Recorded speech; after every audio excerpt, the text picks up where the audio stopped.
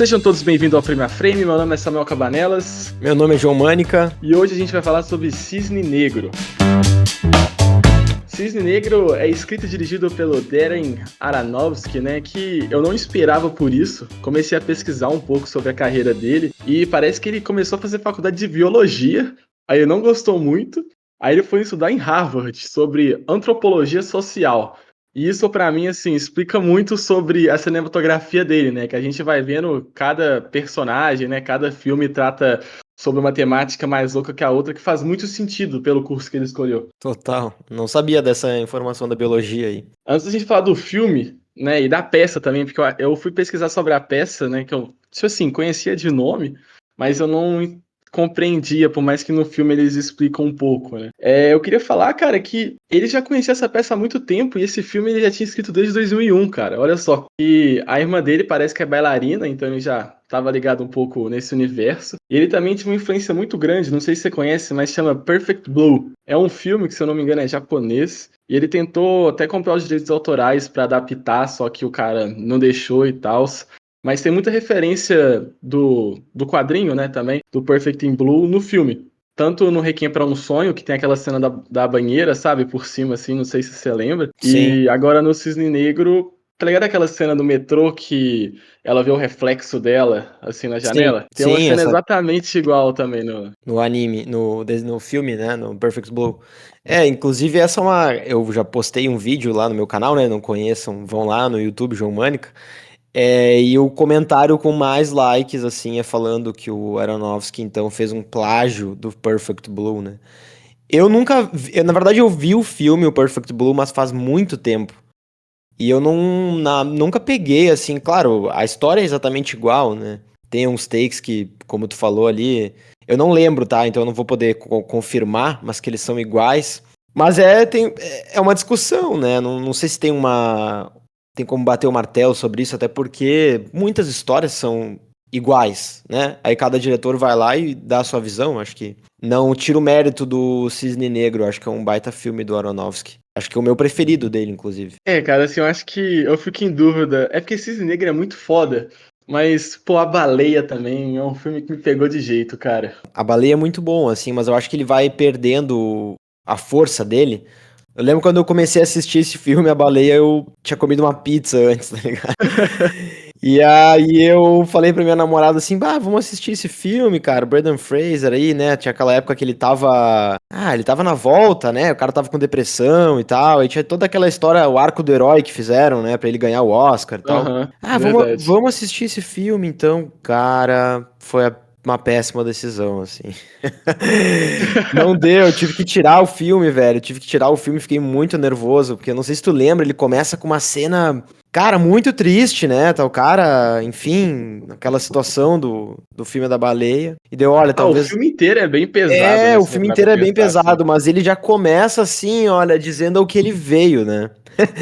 É, E aí eu, de fato. não vai dar pra ser esse, cara. Mas acho que, falando da baleia e do Cisne Negro, assim, acho que. E todos os filmes do Aronofsky, né? Eu gosto muito do Mother também, daquele Mãe, Pô, porque mano, eles esse foi uma são. das experiências mais loucas que eu já tive, viu? Eu fico até com medo de assistir esse filme de novo. Você tá doido. É muito louco, meu, é muito louco. Tipo assim, eu acho que todos esses filmes têm vários elementos em comum, claro, que são todos do Aronofsky, né?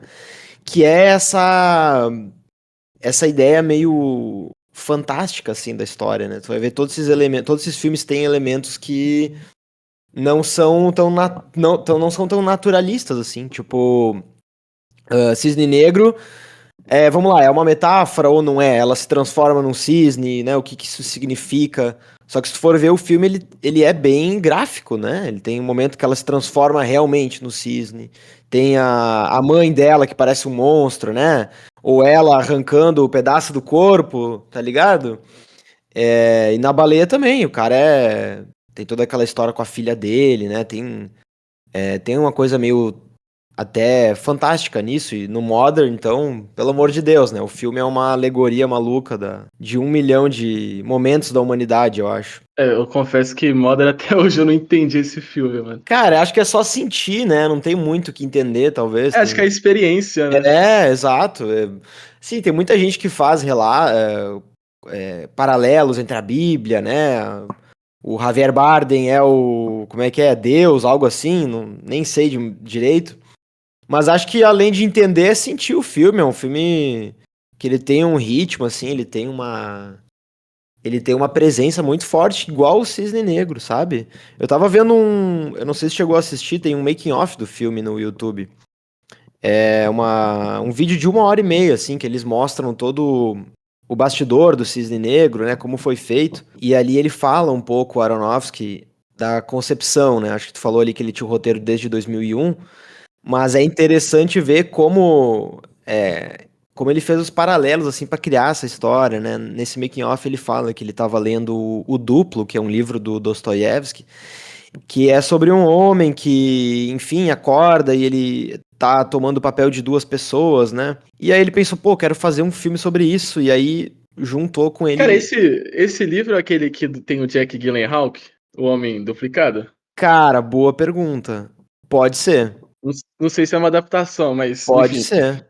Que é uma aranha no final, que é a mãe dele, né? Um negócio Isso, assim. isso Sim. mesmo. Olha, eu acho que até que é, cara. Eu acho que até que é.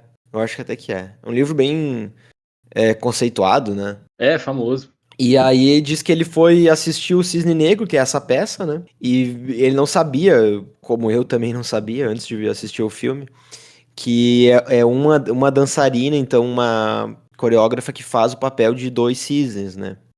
Que acaba sendo o grande signo, assim, do filme dele, né? Que é a Natalie Portman, que é a cisne branca, tentando se transformar na cisne negra, né? Que é mais a Mila Kunis, o personagem da Mila Kunis no filme, né? Só que a forma que ele faz isso que é o genial e que é o filme que torna o filme ser tão memorável assim e, na minha opinião, um dos melhores dele, né? Eu acho que a gente pode eleger talvez como melhor mesmo, porque é muito complexo, assim, em todos os aspectos esse filme, né, cara? E você falou sobre ser meio louco, assim, os filmes dele. E, cara, de fato, a Nina ela não é uma protagonista. A gente vê o filme a partir dos olhos dela, né? E ela não é uma protagonista das melhores, né? Assim, pra gente confiar no caso. Sim. Então, eu fico meio em dúvida às vezes de, pô, será que, assim, eu acho que a mãe dela é realmente abusiva. Mas a qual nível será que tá aquele abuso, de fato, ou será que é coisa da cabeça dela, sabe? Uhum. Será que tudo que aconteceu ali, que ela tava vendo, tanto com o diretor, tanto com as amigas na peça e tudo mais, será que tudo aquilo era real mesmo? Ou ela tava imaginando, né? Eu fico com isso na minha cabeça, assim. É, eu acho que essa é a genialidade, né? O quanto era os outros ou era a ideia dela dos outros, né? Que os outros tinham dela, no caso. Exatamente. Porque não dá pra saber, como tu falou, acho que esse é um ponto central do filme e também do cinema do Aronofsky, né? Se for pensar essa ideia da perspectiva, né? O filme ser todo da perspectiva dela, o Mother é igual, né? Tudo da perspectiva do que a Jennifer Lawrence vê e acaba que tu chega num momento em que tu não tem como dizer o que é verdade e o que não é, né? Essa tá tão confuso quanto a personagem, basicamente. Exato, exatamente. Isso é a genialidade, assim, do filme.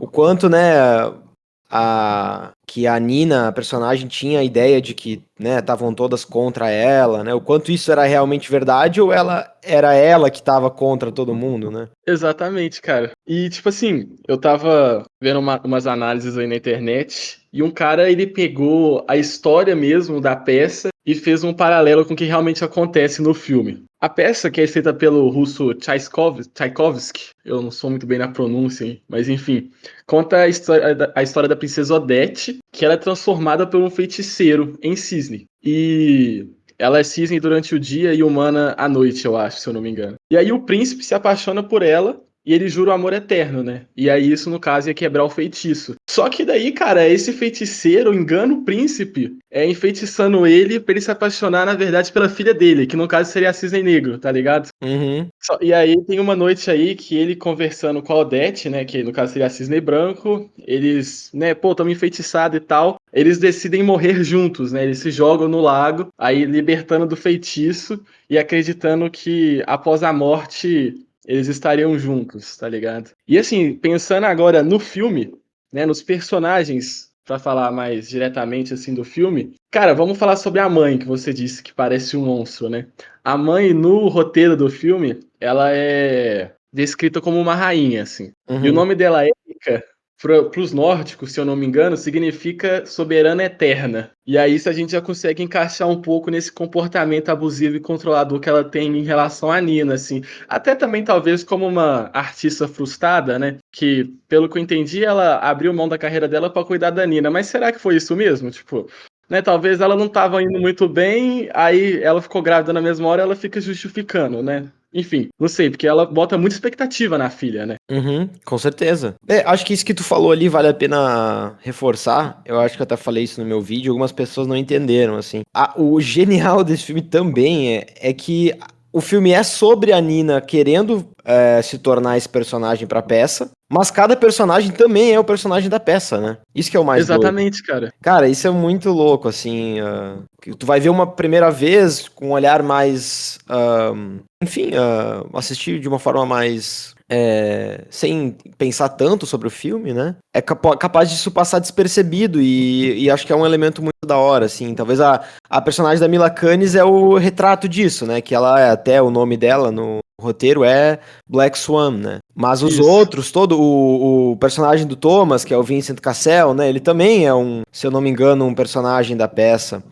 Ele, que é o Thomas, né, que é o diretor, no roteiro ele é descrito como cavaleiro, assim, e ele, cara, eu acho até, é um mistério, assim, em qual personagem encaixar ele, porque ele pode ser o feiticeiro, né, quando a gente coloca em relação à peça, mas de uma certa forma ele também pode ser o príncipe, Sim. porque ao mesmo tempo que ele enfeitiça a Nina, pra ela, né, começa a ficar toda maluca, ele também é o cara que meio que solta ela, assim, pra ela ser o cisne branco ali na hora da apresentação final, tá ligado? Uhum. E acho que a Lily, de fato, é o cisne negro, assim, né? Eu acho que ela é a mais óbvia. Que é até engraçado, cara. Tipo assim, ela tem toda aquela atmosfera meio sensual e provocadora, né? Mas depois, reassistindo o filme, eu percebi que ela não é da forma mais explícita, ela não é o sensual da forma mais explícita. Eu acho que a gente tem essa visão dela porque ela é meio que o que a Nina não é, tá ligado? O que ela quer alcançar. Daí Sim. cria essa atmosfera, tá ligado? Sim, com certeza. E também aquilo que tem aquela cena que ela delira que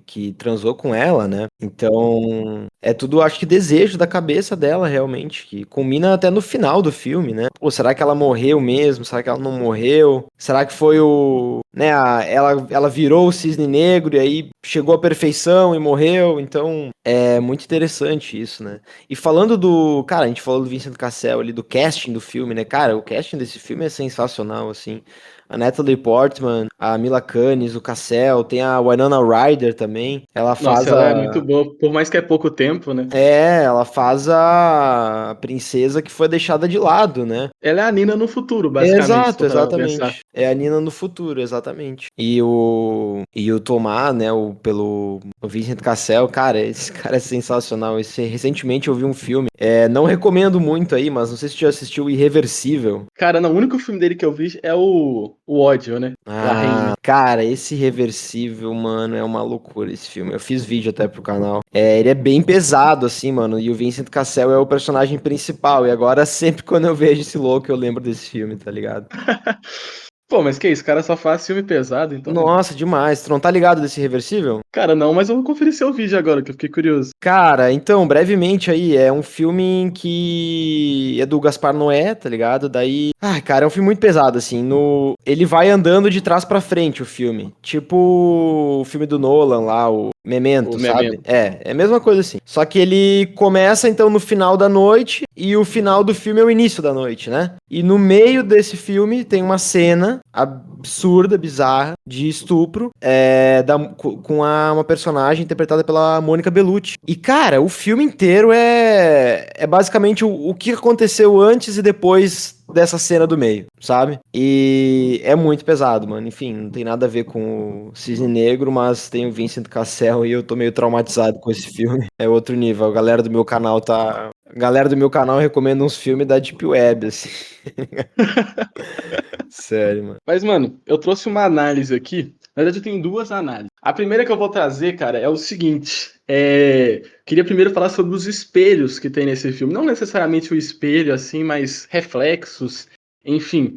Porque a Nina é uma pessoa que ela tem um objetivo muito claro na vida, que é ser a melhor bailarina de todos os, não de todos os tempos, mas a melhor bailarina que ela puder ser, né? Conseguir o papel ali. Uhum. Só que ao mesmo tempo eu sinto que ela não sabe quem que ela é, tá ligado? Eu acho que ela é meio perdida, assim.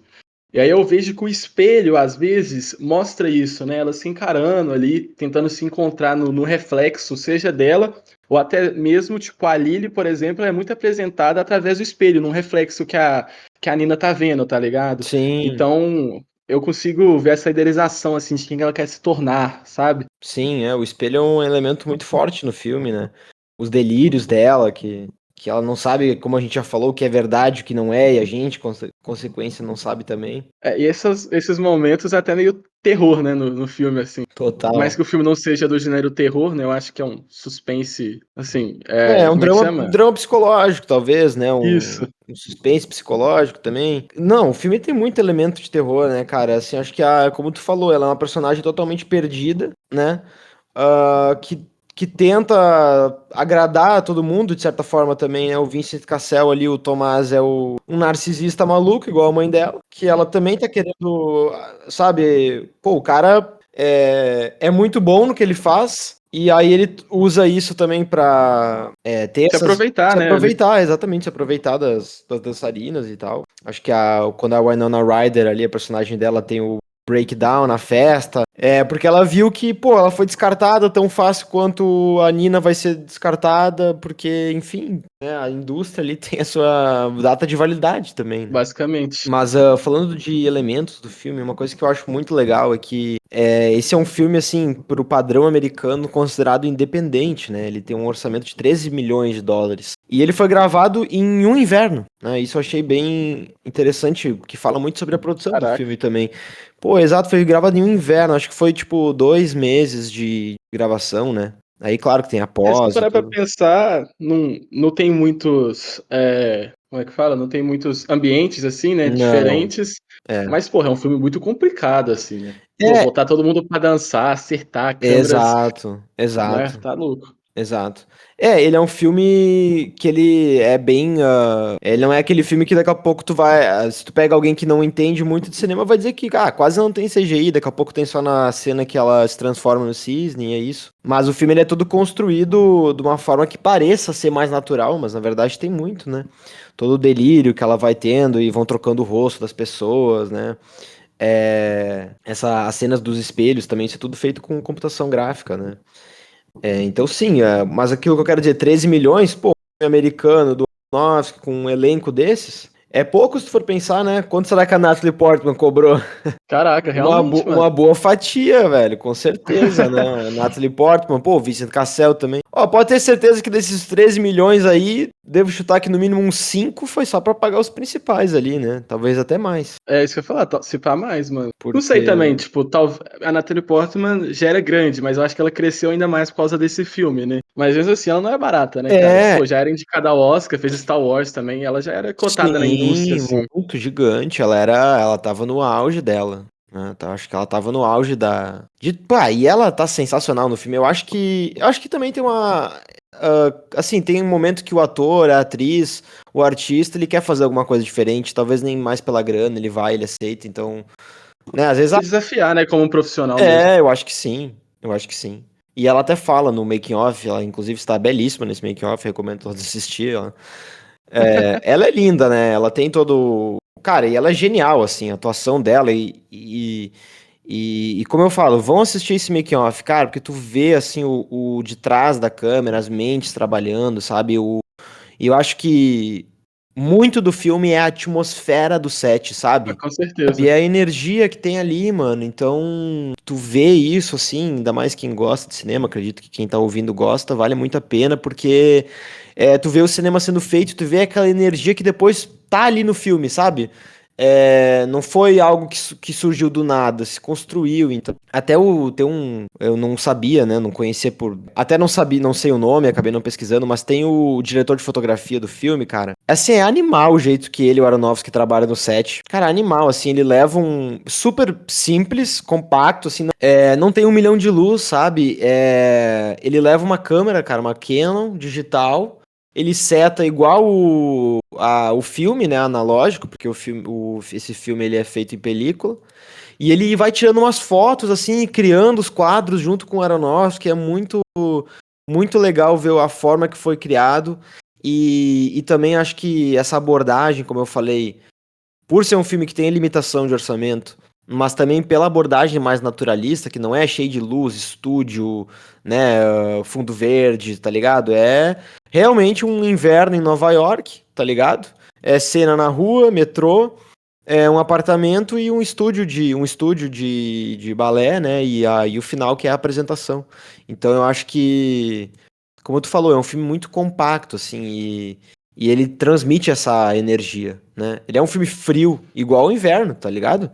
Acho que isso tornou o filme mais grandioso ainda, assim, a simplicidade dele. O jeito que ele foi feito rápido, sem muita grana.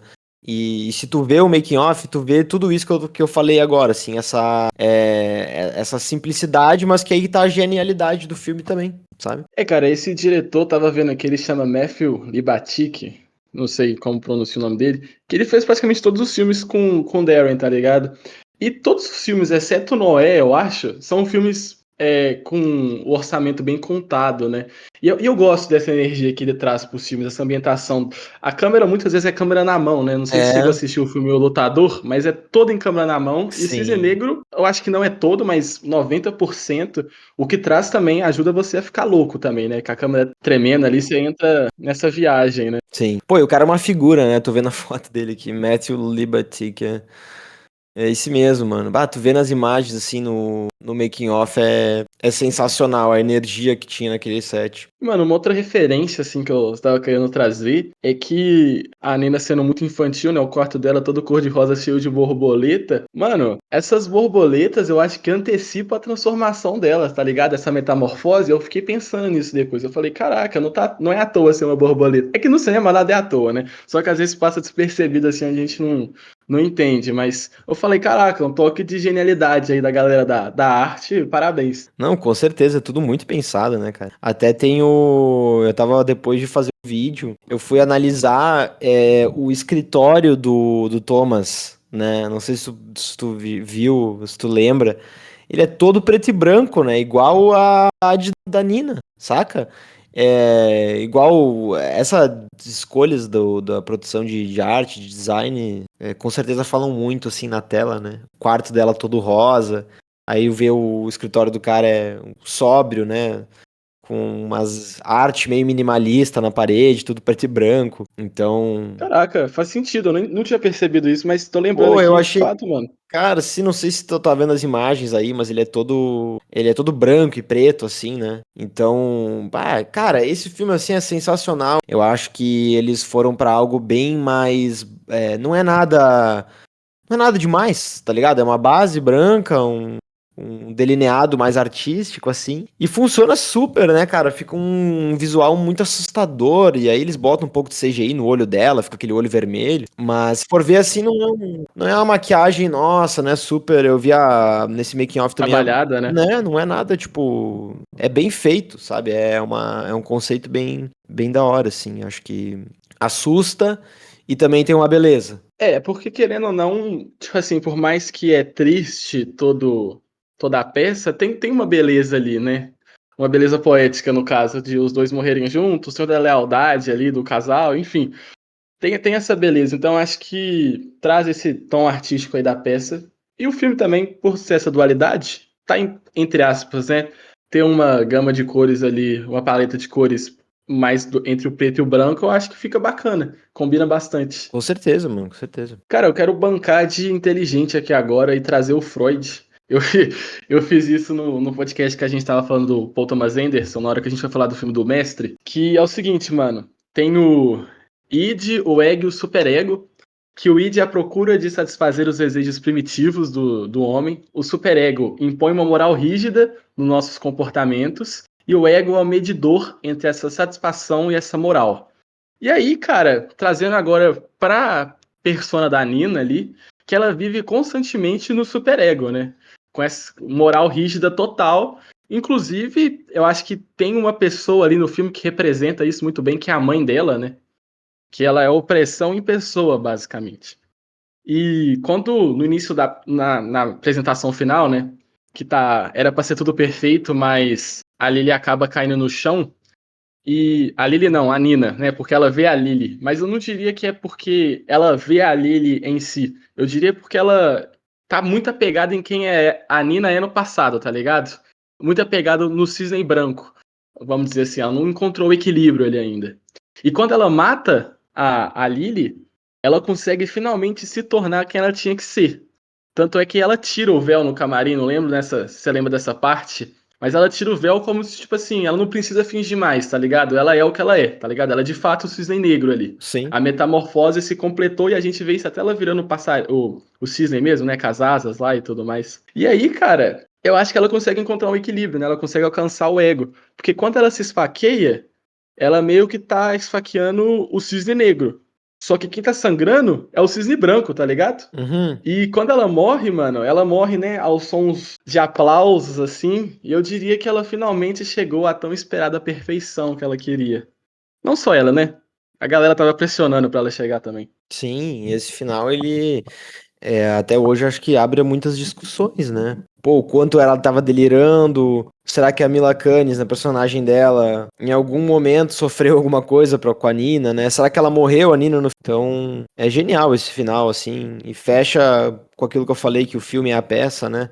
O filme termina com o final da peça e com o apagar das luzes, né? O abaixar das cortinas. É, o show acabou, tá ligado? A peça Exato. acabou. Exato, e o filme termina. Pô, ele é aquele tipo de filme que termina e tu não consegue não pensar nele por um bom tempo, né? Acho que é impossível. É verdade. Uma semana no mínimo ali. Exato, porque pra mim isso que é o melhor tipo de filme, não é aquele que te dá uma resposta, sabe? É aquele que tu tem que ir buscando a resposta e provavelmente tu nunca vai chegar lá, mas essa acho que é a genialidade. Inclusive, eu tenho uma pergunta para te fazer exatamente sobre esse final, mas antes eu queria trazer outra análise de um canal que eu vi que talvez você conheça, chama Minutos de Sanidade, que o cara do canal é um psicólogo e tudo mais, e ele foi fazer uma análise sobre a Nina também. Ele trouxe 4 possíveis síndromes que ela pode ter. Ele disse que não dá para afirmar nada, porque que a gente está vendo, além de ser a visão dela, né? A gente também está vendo uma fatia da vida dela. Então, teria que ter muita mais informação para analisar, assim.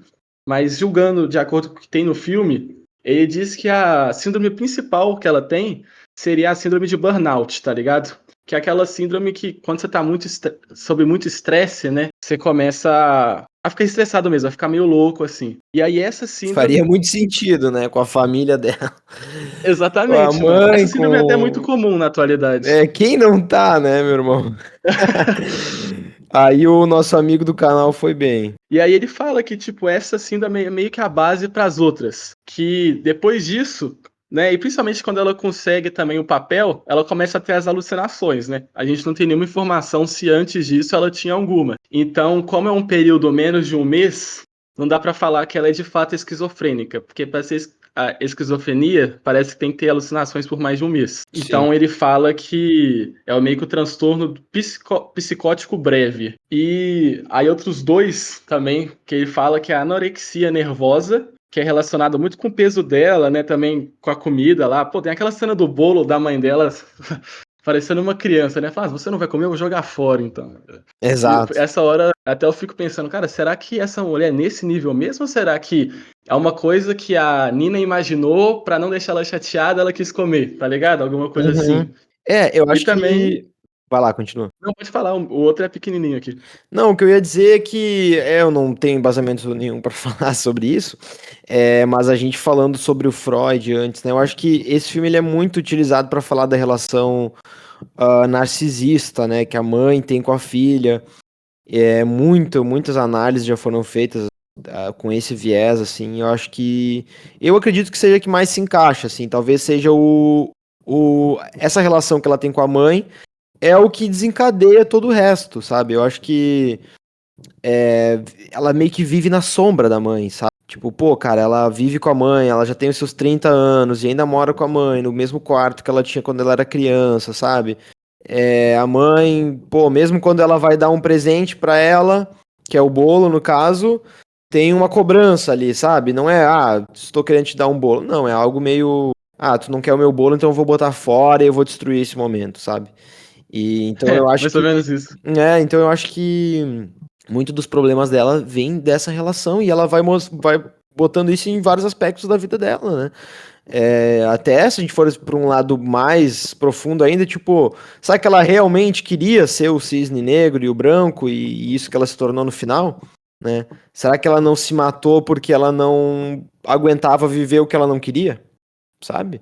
Então tem tudo isso, Esse eu lado acho. também, né? Não tinha pensado nisso. Não tem Que a gente como. fica muito na obsessão, né, da perfeição, que eu nem pensei nisso. Tipo assim, eu acho que essa é uma visão interessante a se ver o filme, assim, porque a casa é tipo uma prisão, né? Não sei se tu tem essa ideia da casa dela no filme, mas parece uma prisão, é tudo escuro, né? O quarto dela, por mais que como tu falou, tudo rosa, ele não é uma vibe legal, né? Pô, quero estar nesse quarto aqui, é uma coisa estranha, né? Uma coisa obscuro, mesmo sendo infantil, né? Pô, é uma adulta que tá ali. Então. E ela não tem. Cara, ela não vive igual uma criança realmente, né? Nunca sai. Dá pra entender que ela é virgem no filme, que ela nunca experimentou o que ela realmente queria, né? E a mãe dela é uma bailarina frustrada. Então, cara, é uma interpretação do filme, né? Eu acho que o quanto ela realmente queria no final ser a cisne branca, a cisne negra, né? E, e no final ela chega nessa perfeição que ela fala, mas, pô, será que ela realmente queria estar nesse lugar? Talvez não, né? Então, acho que Freud explica, né?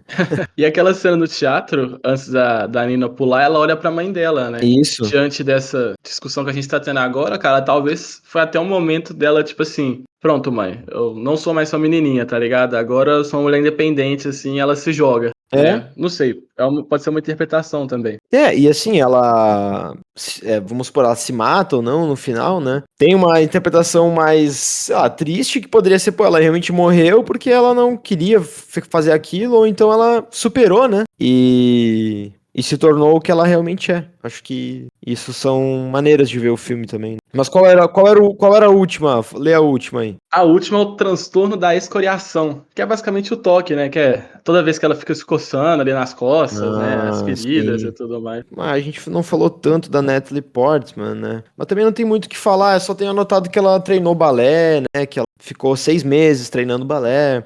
Tem até um O... BO, você sabe dessa história, mano? Que, tipo Não. assim, porque ela fez bastante coisa, né? Só que teve a dublê a bailarina. E, pô, ela ganhou o Oscar, né? A Natalie e tudo mais. Uhum. Só que parece que a bailarina. Não sei, eu posso estar falando bobagem aqui agora. Eu sei que tem uma briga. Não, mas aqui a internet Mas é o lugar pra falar bobagem. Pode ficar tranquilo.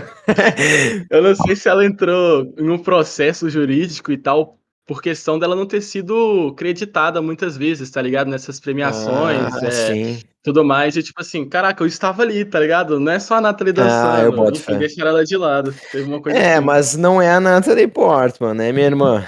É complicado competir, na verdade, com a estrela do filme. Não, mas, cara, É porque a cinema. dança é boa, mas a atuação que rouba a cena, Ah, né, com cara? Pô, certeza, ninguém tá nem aí pra coreógrafo, né, cara? Tá todo mundo querendo ver a. Vamos ser sinceros aqui, né, Bono? Vamos defender o ser humano. Não, é que, cara, o cinema é isso, né? O cinema é uma farsa.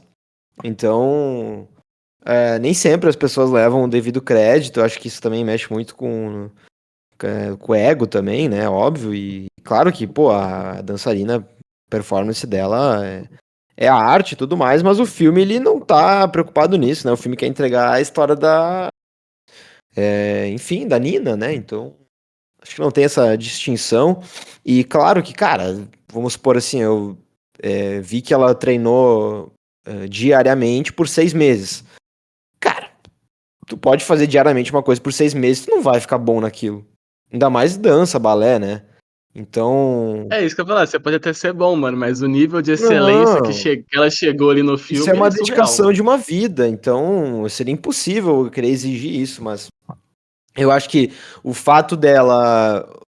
Acho que isso vem muito do casting, assim, né, do filme. O fato dela se inserir no ambiente para entender como as coisas funcionam é o importante, eu acho, né? Ela não vai virar a dançarina do balé russo em 6 meses, né?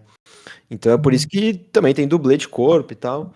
É, mas isso mexe muito com, né, enfim, até porque, vamos lá, o filme não é Ele não é genial pela dança final, pela cena final, ele é genial pelo conjunto da obra, né?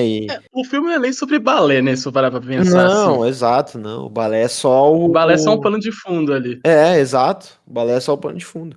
Por isso que eu acho que eu tava falando do início da história do o Dostoiévski lá, que inclusive até pode ser aquele filme do Jake Gyllenhaal, pode até ser a mesma história, eu acho que inclusive é. Isso pode ser feito em qualquer cenário, em qualquer plano de fundo, né? Pode ser uma peça de balé, mas pode ser qualquer outra coisa, podia ser um jogo de futebol, né? Fato, mano.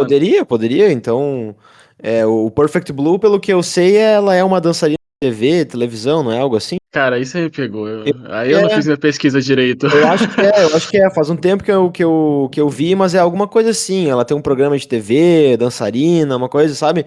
Então, esse que é o. Voltando a falar daquela questão do plágio e tal, eu não tô aqui pra bater o martelo, pra dizer que não foi, porque até tu trouxe uma informação que eu não sabia, que ele tentou comprar o roteiro. Eu não sabia disso. É só que, tipo, você até falou que não é uma produção do tamanho de Hollywood, né? Só que o cara não quis vender porque ele não queria que existisse uma adaptação hollywoodiana, né? Americana, assim, ocidental do filme. Entendi. Ah, mas aí também, pô, porque daí a gente pode falar assim que tem muita coisa que é plágio, né? Ah, é a mesma história, é igual, é o vilão e o mocinho, que acontece isso, isso e isso, né? Então, talvez isso daria um podcast à parte, aí a gente trazer o pessoal que viu, dar uma estudada, assistir os dois, trazer os dois lados, um debate. Eu acho difícil, assim, porque se a gente for trazer pra nossa realidade, é claro que no filme é muito extremo, né, essa obsessão. Mas essa dualidade, né, até trazendo aquele negócio do Freud, do superego e tudo mais, pô, mano, a gente vive isso diariamente. Então, igual você falou, dá pra encaixar tanto numa questão artística, né, atleta, que você falou do futebol e tal, mas, mano, numa vida de um estudante, sei lá, tá ligado? A gente consegue encaixar isso de diversas maneiras. Então, acaba que se for pegar pra esse lado de plágio mesmo, assim, por mais que ele tentou adaptar, né? Mas é complicado, assim, eu acho que tem muitas vertentes aí a serem discutidas. E até assim, vamos lá, ele pegou o roteiro e plagiou o roteiro. Talvez ali uma outra cena, como tu falou, a cena do metrô é exatamente igual, mas é outro filme, né? É outro É uma filme. referência, eu diria que até uma homenagem, assim, se for É, parar pra pensar. Tantão de filme que faz isso, pô. com certeza. Cara, antes de eu te fazer uma pergunta final aqui, eu só queria parabenizar a mixagem de som, né, desse filme, assim. A trilha sonora também maravilhosa, principalmente no final.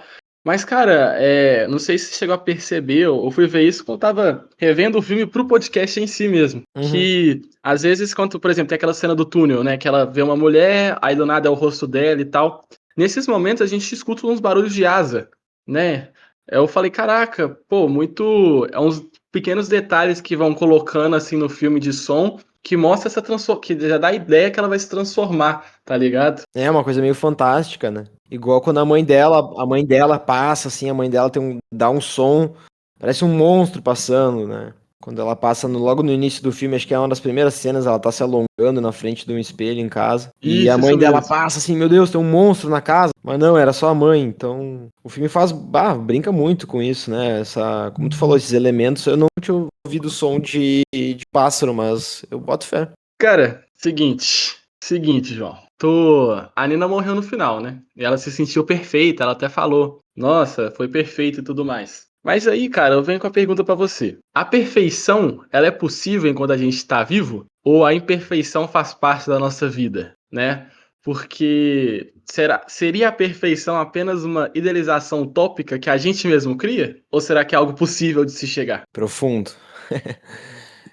Cara, eu acho que aquilo que eu acabei falando antes é um pouco da minha visão, assim, do filme e talvez da tua pergunta. O que é a perfeição, né? Depende de muita coisa.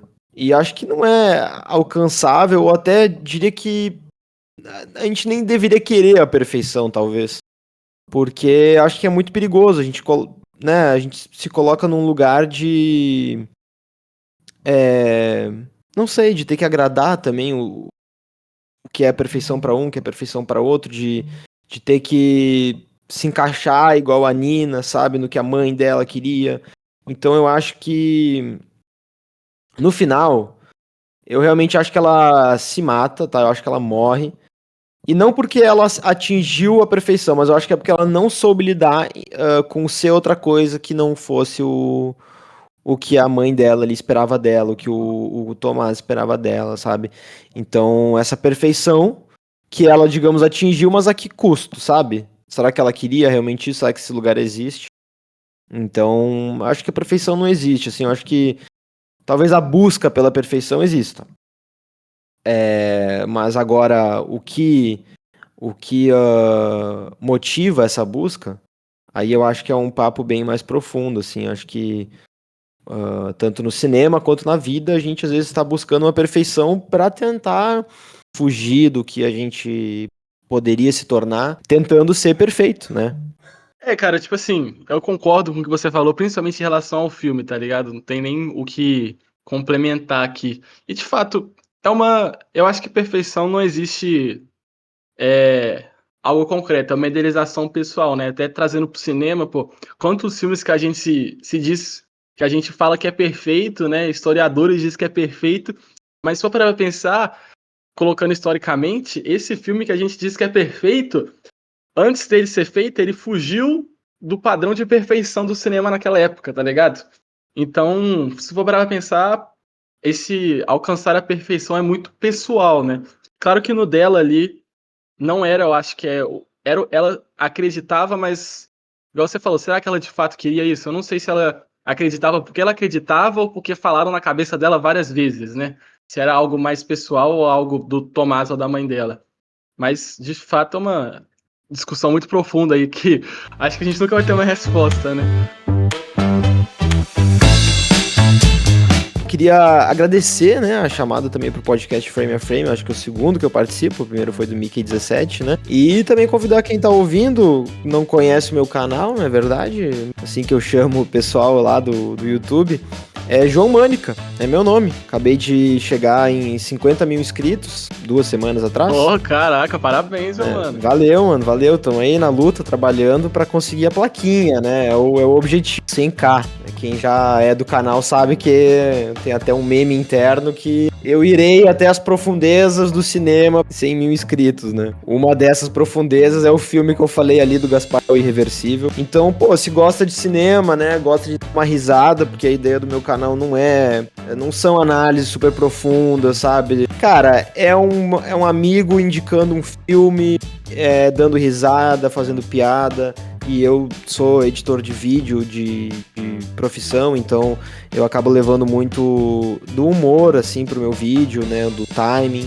Então eu acredito que você vai gostar. Dá uma olhada lá no YouTube, eu também hoje posto 2 vezes na semana e tô fazendo lives domingos e terças.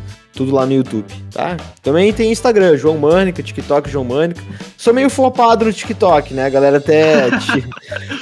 até tira com a minha cara que eu sou meio flopado lá, mas no YouTube a gente está seguindo aí com números interessantes, é verdade. Então vai lá pra ajudar você a conseguir bater essa sua meta de 100k, que eu quero ver vídeo seu com a plaquinha, mano. É isso aí, cara. Vai ter festa, vai ter live, vai ter bolo, então vai ter uma confusão quando chegar aos 100 mil inscritos. Ah, eu também vou aproveitar, não sei, né?